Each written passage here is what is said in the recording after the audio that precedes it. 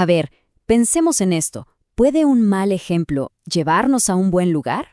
La historia que vamos a desglosar hoy es, wow, es un testimonio personal súper potente sobre cómo el dolor y la decepción pueden, aunque suene raro, convertirse en el motor para un cambio profundo. Y todo arranca con una frase que lo cambió todo. Uf, decirle eso a alguien de tu propia sangre. Se necesita mucho para llegar a ese punto, ¿no? Y bueno, esta frase tan dura es el mero centro de todo un relato familiar lleno de conflicto, de resentimiento y, al final, de una forma muy extraña de gratitud. Ok, para entender por qué un niño le diría algo así a su tío, tenemos que, como que meternos en esa casa. Vamos a pintar el cuadro completo, porque la situación era de verdad complicada. Imagínense el panorama. La mamá del narrador, enferma. El tío, a quien ella cuidaba con devoción, también estaba enfermo, pero su enfermedad se manifestaba de otra forma. En gritos, en cosas rotas, en hacer llorar a su propia esposa e hijos. Para el niño, claro, su tío era una figura que daba miedo. Pero ojo, el tío no era un monstruo de una sola pieza. Tenía sus propios demonios, y vaya que eran grandes. Por las noches, el niño lo escuchaba gritarle al cielo, a su propio padre ya muerto. Le agradecía con un sarcasmo que dolía por haberlo metido en el alcohol. O sea, era un ciclo de dolor, una herencia terrible que se repetía. Y a pesar de todo, a pesar de ver ese dolor, la esperanza del niño, bueno, seguía ahí. Pero ahora llegamos al momento que lo cambia todo. El momento en que esa poquita esperanza está a punto de hacerse añicos de la peor manera. La mamá del narrador se pone muy, muy mal. Y él, con esa lógica tan pura que tienen los niños, va a buscar ayuda a la única persona que su mamá siempre ayudó. Su hermano, o sea, su tío. Es simple, ¿no? Mi mamá te cuidó, ahora te toca a ti. Esperaba, pues eso, que le devolviera el favor. Y aquí es donde el mundo del niño se rompe en 1000 pedazos. La respuesta no es ayuda, es puro desprecio. Ese es tu problema. Y no solo eso, encima ataca su única vía de escape, sus estudios. Deja de perder el tiempo fingiendo que vas a la escuela. Uf, esas palabras encendieron algo dentro de él. Y eso que sintió tiene un nombre perfecto en español, coraje.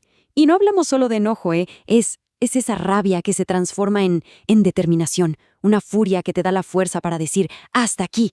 Este concepto es clave, de verdad clave para entender lo que viene. Y con ese coraje a flor de piel, llegamos al clímax. El momento en que un niño de apenas 13 años se para frente a su tío y, básicamente, redefine su futuro.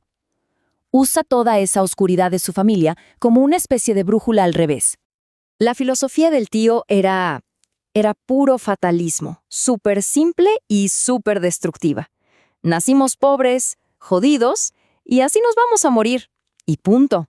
Para él, cualquier intento por salir de ahí, como estudiar, era una fantasía, una total pérdida de tiempo. Y aquí viene lo genial. El sobrino agarra esa filosofía y se la devuelve, pero completamente al revés. Le dice, usted es mi más grande ejemplo. ¡Pum! Pero no un ejemplo a seguir. Un ejemplo de todo lo que él jura, en ese preciso momento, que nunca va a ser. Ni alcohólico, ni mal padre, ni mal hermano. Entonces, dense cuenta de esta inversión de roles tan brutal. Es que es increíble. Miren esto, a los 35 años el tío culpa a su pasado, a su padre, y se rinde. A los 13 años, el sobrino se niega a culpar a nadie y decide hacerse cargo. De su mamá enferma, de su papá con parálisis y de sus propios estudios. Una diferencia abismal. Bueno, la historia ahora pega un salto grande en el tiempo.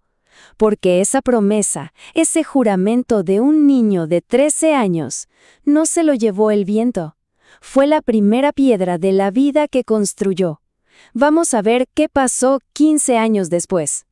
15 años. El niño ahora es un hombre de 28.